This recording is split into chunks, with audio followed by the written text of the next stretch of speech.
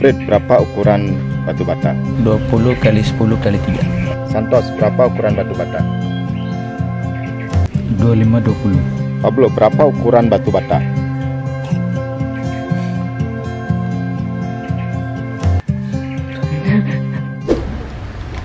Yang pertama, kita memang tidak concern pada ukuran.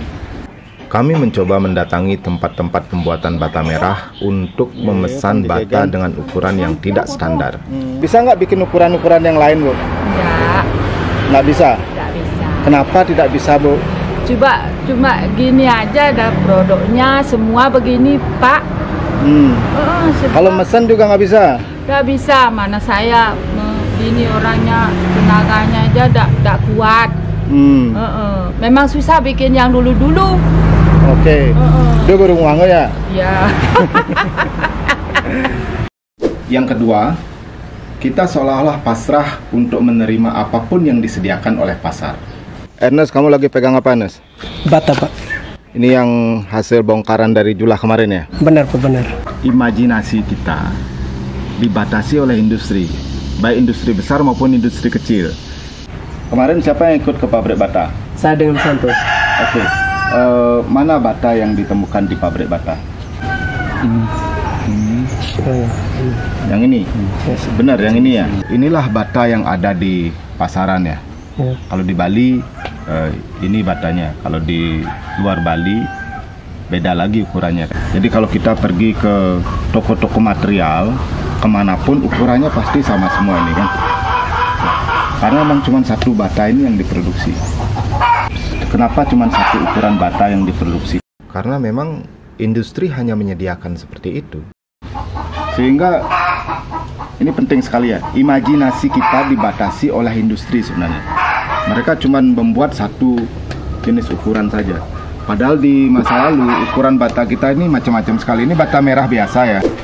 Yang ketiga, kita tidak pernah membangun iklim yang memungkinkan kita bisa memberikan tuntutan kepada industri untuk membuat apa yang kita butuhkan. Di satu desa namanya Desa Bebetin, ini batu bata biasa juga. Kita dapat ini di Desa Alasangker namanya. Nah, ini bukan batu bata ya, namanya citakan. Beda antara bata dengan citakan tuh beda ya. Kalau citakan itu tidak dibakar, kalau bata itu dibakar. Gitu ya. Orang nyebutnya ini bata mentah kan, ya enggak? Nah, tapi lihat sendiri, ukuran bata mentahnya tuh segini nih. Ini kita sengaja ambil yang besar aja.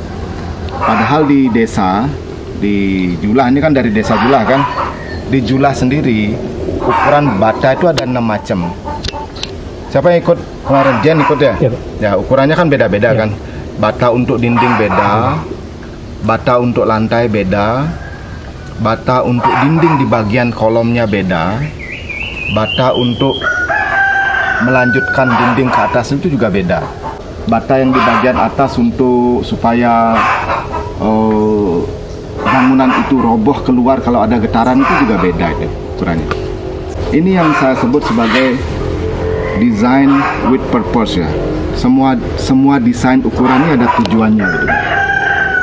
Orang-orang sekarang cenderung mendesain itu without purpose, nggak ada tujuannya.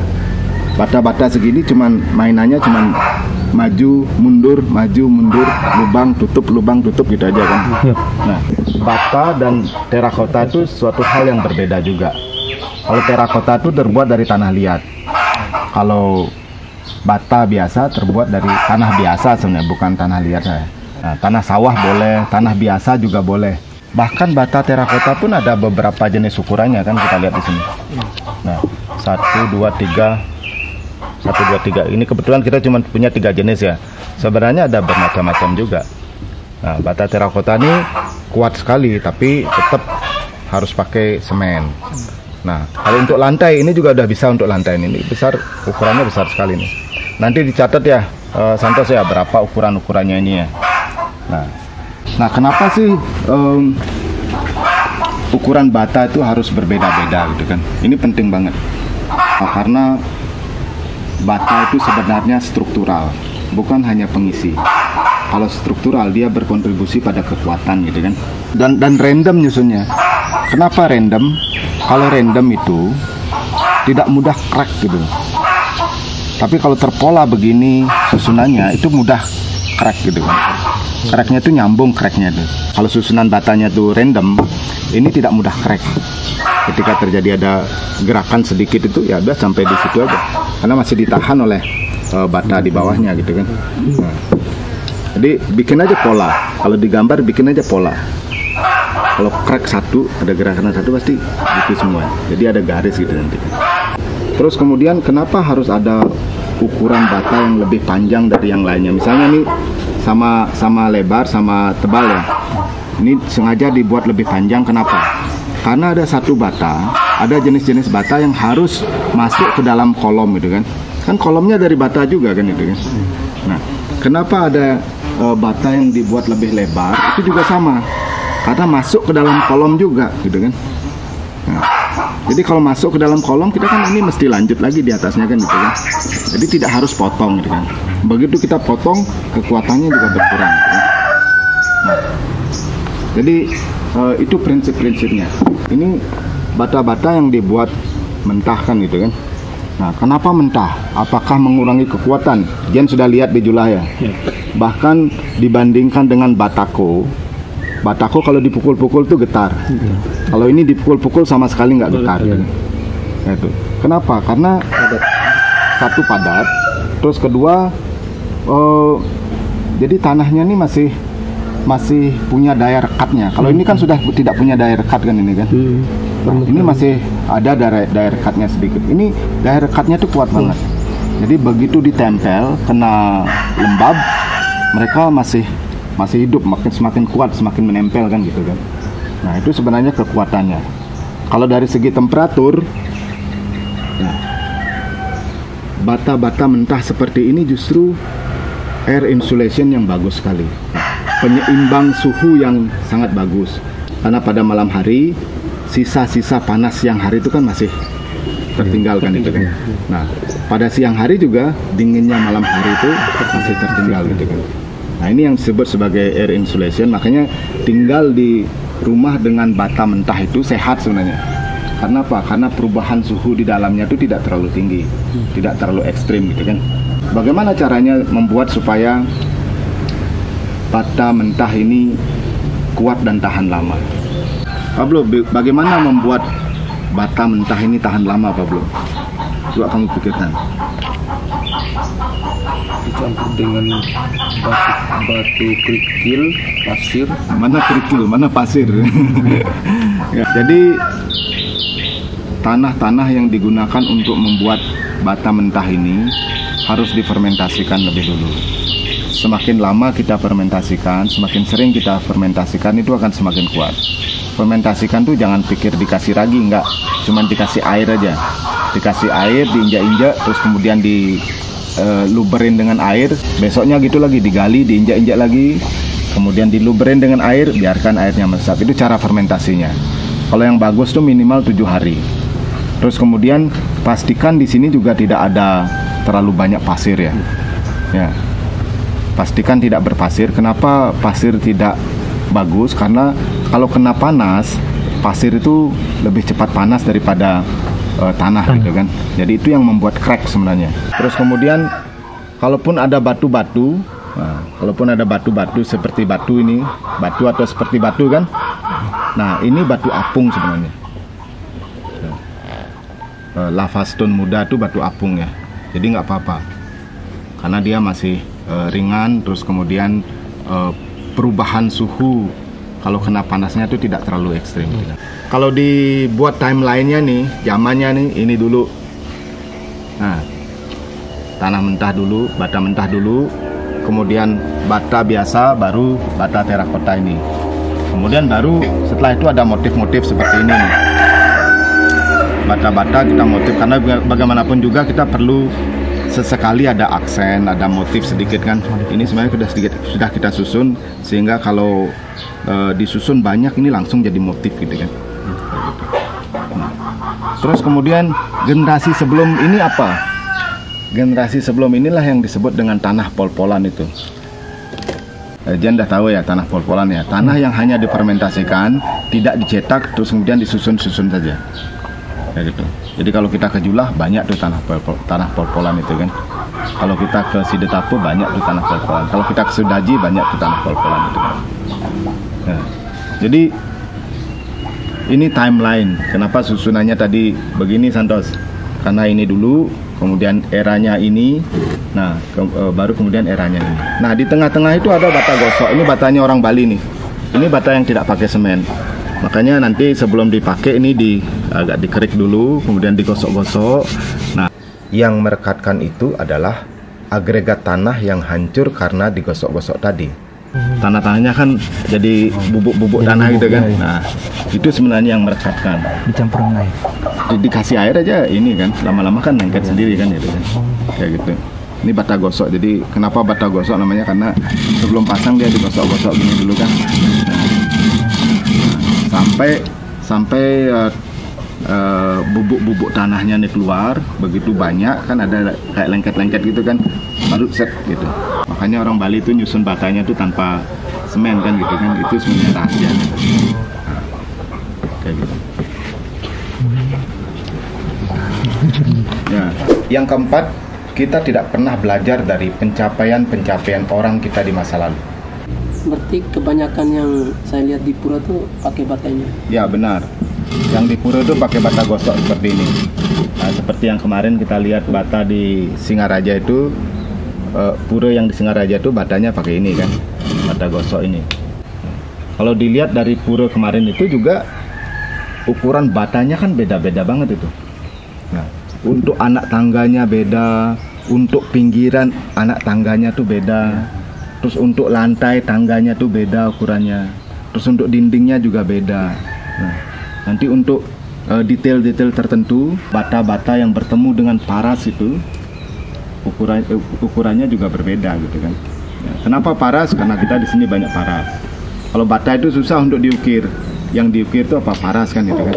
Nah, makanya kalau sekarang orang bikin ukiran kan ditempel parasnya kan. Kalau dulu enggak. Dulu tuh harus begini, ukuran begini. Harus paras itu harus masuk ke dalam batanya. Misalnya nih paras ya, paras itu harus masuk ke dalam bata. Nah, masuknya pun tidak segini-gini, segini dipanjang gitu kan. Nah, makanya kalau kita lihat potongannya pura itu, potongannya di Candi Bentar yang tinggi itu, parasnya itu masuk ke dalam struktur bata ini. Oke, sebelum ada yang ditanyakan, kita ukur dulu bata ini satu persatu ya. Ini bata dari Desa Julah, ukurannya panjang 36,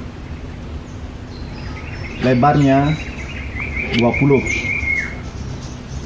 tebalnya 10 cm. Terus bata-bata lama itu panjangnya 29, lebarnya 16, 16,5 lah, tebalnya 5,5. Oke. Ini bata-bata lama juga dari Desa Bebetin, ini panjangnya 30 cm, lebarnya 13,5.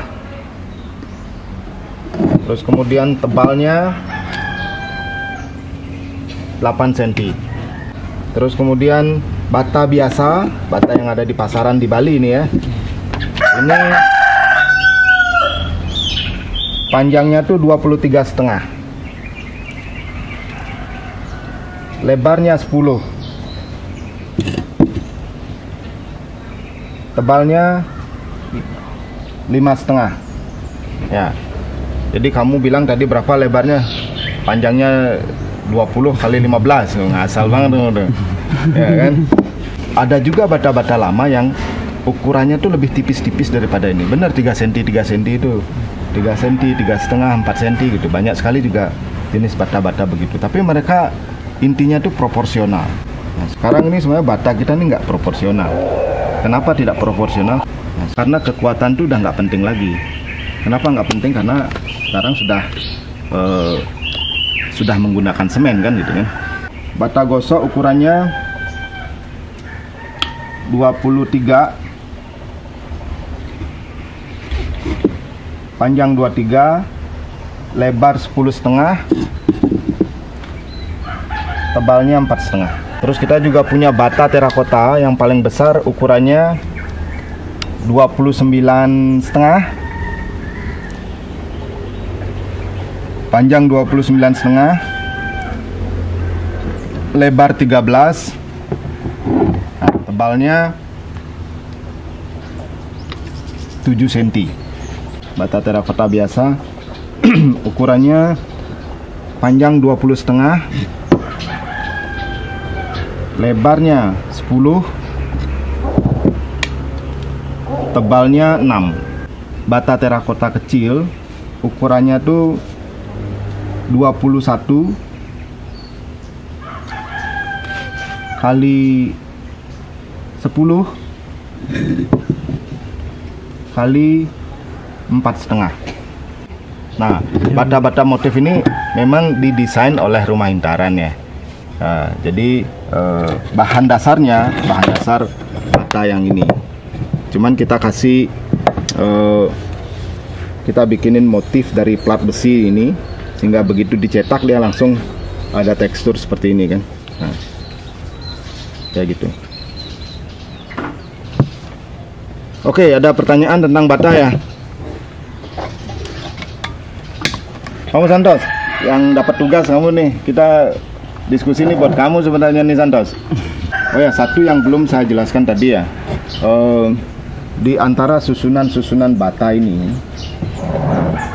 di antara susunan-susunan bata dinding ini, misalnya ini dindingnya ya, nanti akan dibuat satu bata dengan ukuran yang lebih besar. Ini misalnya, ini ditumpuk ke atas, nanti ada lagi satu bata ukuran lebih besar di sini. Yang di atas justru lebih besar. Nah, kenapa lebih besar? Dan kelebihannya tuh pasti diarahkan keluar ya. Ya, atau mereka nyusunnya begini tuh. Kenapa begini susunan? Misalnya ini di bagian dalam ya. Kenapa keluar? Ya, karena bisa saja suatu saat terjadi gempa. Nah, kalau terjadi gempa, ada susunan seperti ini, kira-kira robohnya kemana? Keluar. Ya itu. Ini yang saya sebut sebagai design with purpose ini. Desain punya tujuannya gitu kan. Kalau sekarang orang lempeng-lempeng aja, nah, tidak mikirin itu sama sekali. Mau roboh ke dalam, mau roboh keluar tidak dipikirkan kan itu kan. Nah kalau orang dulu sampai yang kecil-kecil gini dipikirin. Ya kalau kita sekarang lebih mementingkan tampilan. Oh ini asik, instagramable gitu kan. Style. Oke, sesi tanya jawab mulai ya. Santos dulu. Saya mau tanya batu yang ini, batu gosok, kenapa di bagian sudutnya rapi sekali? Tanahnya juga berpengaruh. Kalau kita perhatikan di sini kan lebih halus teksturnya daripada bata ini ya. Nah ini jauh lebih halus nih. Agregatnya tuh lebih kecil-kecil. Kenapa? Karena kita butuhkan untuk perekat nantinya. Kita perlu bubuk-bubuk halus nih. Jadi dalam proses pembuatannya sendiri beda antara bata biasa dengan bata gosok ini. Kalau bata gosok ini harus diayak dulu. Nah, pakai saringan yang kecil kan. Nah, sehingga bubuk-bubuk halus yang kita cetak. Makanya dia pinggirannya juga jadi lebih halus. Jadi gitu Santos. Oke, berikutnya Frid. Saya mau tanyakan secara struktural untuk bangunan itu, untuk pasangan tembok itu, ikatannya lebih kuat itu terakota atau bata biasa ya dengan ada permukaannya sedikit dasarnya? Sebenarnya lebih kuat bata biasa. Nah, tapi karena sekarang udah musimnya semen, makanya bata terakota itu dipasangnya pakai semen. Kalau dulu orang-orang bikin bata terakota itu memang belum halus sekali gitu kan. Jadi tetap harus permukaan kasar gitu. Nah, karena dulu kan perekatnya itu juga tanah kan. Nah, kalau kita lihat di Julah gitu kan, perekat-perekatnya itu kan semua masih pakai tanah kan. Tidak ada yang pakai semen di situ kan. Nah, jadi lebih kuat yang kasar sebenarnya. Tambahan sedikit, bata terakota yang dicetak sekarang ini sebenarnya untuk memenuhi kebutuhan modern hari inilah. Jadi bata terakota ini sekarang lebih banyak untuk expose. Jadi tidak di plester lagi. Nah, kalau ini kan masih, kalau bata-bata biasa begini, yang ini kan masih di plester lagi kan gitu kan. Nah, jadi itu bedanya. Kayak gitu. Saya menanyakan sedikit, kenapa batu bata biasa ini permukaannya hitam. Oke, ada dua kemungkinan ya. Satu karena pada saat proses pembakarannya, bagian-bagian yang disusun paling pinggir itu biasanya kan kena api gitu ya. Nah, terus kemudian bagian-bagian paling bawah juga kena api. Makanya kalau kita lihat tekstur terakota lantai yang kita buat itu kadang-kadang belang-belang itu. Nah, itu cirinya masih dibakar secara alami. Nah, kemungkinan kedua, dan itu yang terjadi pada bata ini adalah karena bata ini kita gunakan sebagai alat terapi. Kenapa saya minta kamu untuk bakar bata itu, tujuannya itu sebenarnya. Jadi ketika bata ini dibakar akan panas kan? Nah, panasnya ini bisa kita masukkan ke dalam tubuh kita. Nah, tapi karena panas kan tidak bisa bersentuhan langsung ke sini kan? Makanya harus dilapisi dengan daun mengkudu atau daun meduri itu. Widuri kalau bahasa Indonesia, daun widuri itu. Ketika kita tempelkan kaki kita di atas bata panas yang dilapisi dengan daun mengkudu atau daun meduri, ini panas-panasnya ini naik ke tubuh kita. Jadi punggung kita berkeringat. Jadi kalau kita demam, kalau kita panas, kalau kita kena asam urat, itu obatnya ini. Jadi bayangin aja, bata pun bisa jadi obat, Pablo. Nah, obat asam urat nih, terapi asam urat bagus banget nih. Terapi orang sakit, panas, demam itu bisa juga pakai bata ini. Jadi nanti kita coba ya, kita terapi siapa yang kena asam urat di sini. Kayaknya sih nggak ada yang kena asam urat di sini ya, nggak pernah makan kolesterol berlebih di sini. Ya. Pablo, pertanyaanmu Pablo. Kenapa bata ini lebih lebar? Ya, lebih lebar tuh sebenarnya untuk kekuatan juga. Ketika dua bata ini diperbandingkan sebagai dinding, kira-kira mana yang lebih kuat? Ya, ini. Jadi ada tujuan untuk kekuatan juga ketika kita membuat bata lebih lebar begini. Tapi kalau saya tanya, mana yang lebih mahal kira-kira? Mana yang lebih boros? Lebih boros. Yang ini juga kan? Ya, kekuatan itu berbanding lurus dengan harga juga gitu kan. Tapi sekarang memang sudah tidak ada lagi orang yang membuat bata dengan ukuran seperti ini ya. Karena kita semua sudah pakai semen nyusulnya. Ya, kalau dulu masih pakai perekat tanah, ini kuat sekali nih. Udah langsung tabel aja, gempa pun nggak roboh nih. Jarang sekali di sini ada rumah yang disusun dengan cara seperti ini yang roboh karena gempa gitu kan. Ernest. Oh ya, pertanyaan saya kan kemarin kita sudah jalan ke tempat pembuatan bata. Nah, di pasaran kan sering ditemui ukuran yang sama yang seperti ini. Misalkan sebagai arsitek nanti tuh kita diberi pilihan tuh untuk merancang. Apakah kita nanti akan ikut seperti itu atau bisa juga membuat ukuran custom? Ini pertanyaan bagus ya. Ini pertanyaan. Makanya di awal tadi saya bilang imajinasi kita dibatasi oleh industri, baik industri besar maupun industri kecil. Pembuat batu bata ini kan industri kecil kan, bahkan industri kecil pun membatasi imajinasi kita kan gitu kan. Nah, kenapa? Karena mereka cuma membuat satu macam ukuran bata. Kemarin kamu minta ukuran yang lain, boleh nggak sama ibu itu? Tidak boleh. Nggak boleh, nggak bisa kan gitu kan? Nggak bisa dilayani. Itulah pentingnya kita membuat sendiri gitu kan. Nah, dulu ini saya cerita dulu ya, kebutuhan arsitek, kebutuhan desainer untuk membuat produk custom itu yang kita akomodir kan itu kan. Ya, sehingga dulu kita punya bisnis pembuatan material alami. Ya. Jadi Ernest itu misalnya jadi arsitek, butuh bata ukuran berapa aja gitu kan. Kalau datang ke industri-industri pembuatan bata itu kan nggak dilayani. Ya, itu saya yang melayani gitu kan. Karena kita membuat custom, jadi bata ukuran yang lebih kecil pun kita buat lebih mahal nggak apa-apa, karena ini custom. Biayanya lebih besar, terus kemudian resiko tidak lakunya juga lebih tinggi gitu kan. Makanya ini salah satu peluang usaha juga nanti. Ya kan, misalnya di ND, di Flores nggak ada orang bikin bata custom, ya kita bikin aja custom. Ya, asalkan kita bisa menjelaskan ke mereka, bata custom itu bisa membuat struktur lebih kuat gitu kan. Jen, ada pertanyaan Jen? Oh ya, yang kemarin kan saya sempat juga ke Jula. Kan sana ada banyak sekali ukuran bata yang kayak gini. Nah, terus kenapa mereka masangnya itu yang ada yang dilebarin seperti ini, terus seharusnya ditumpuk tapi nggak dilebarin seperti ini, dibalik tapi dua, tapi destinasi dalam satu terus. Ya, kalau itu saya terus terang aja nggak tahu alasannya. Mungkin zaman dulu juga sudah ada mulai bereksperimen dengan bentuk gitu kan, dengan saya benar-benar nggak tahu tuh. Tapi mungkin juga mereka jauh lebih pintar daripada kita ya. Mereka tahu alasannya itu benar tuh. Jadi ada bata yang disusun seperti ini, ada juga bata yang disusun begini gitu kan. Begini susunnya, tapi dua gitu kan. Nah, jadi kayak ginilah susunnya lah.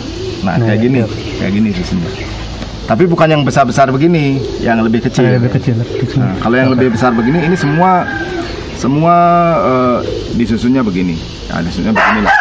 Nah, ini masih kelihatan kan perekat-perekatnya nih.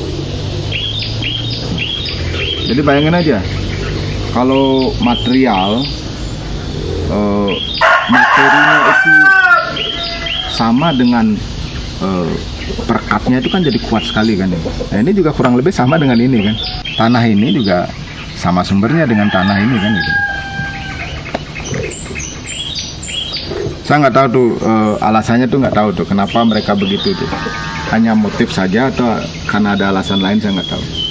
Yang kelima, sebanyak apapun kita mencari tahu, tetap saja masih banyak sekali yang kita tidak tahu. Itu sebabnya kita harus terus-menerus belajar mengembangkan diri kita dari segala macam sumber, baik dari orang-orang yang berpengetahuan maupun dari orang-orang yang berpengalaman. Demikian sesi pelajaran tentang material alami hari ini, khususnya tentang bata merah. Kita akan berjumpa lagi pada sesi-sesi pelajaran berikutnya. Wabillahi taufik wal hidayah. Assalamualaikum warahmatullahi wabarakatuh. Namo Buddhaya. Tuhan memberkati. Om Santi Santi Santi Om. Berkah dalam.